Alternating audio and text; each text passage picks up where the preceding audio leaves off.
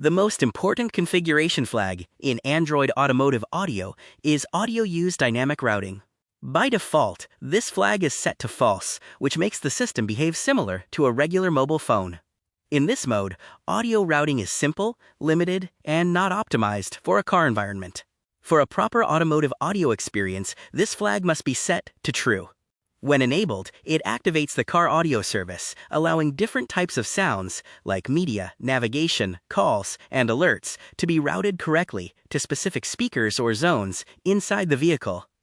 If this flag remains false, most advanced automotive audio features will stay disabled and the system will behave like a phone-based audio stack instead of a vehicle-aware system.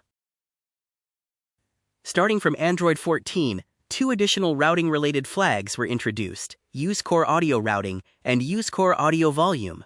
These flags enable the Configurable Audio Policy Engine, commonly known as CAP.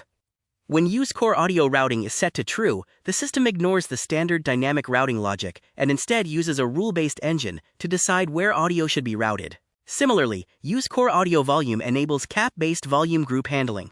This provides much higher flexibility, especially for complex multi-zone vehicles with advanced speaker layouts and sophisticated automotive audio requirements.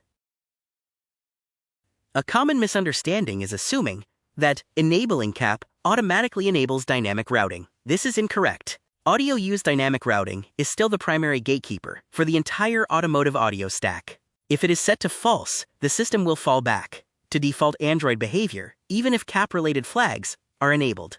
Always ensure that Audio Use Dynamic Routing is explicitly set to true before experimenting with core audio routing or volume features.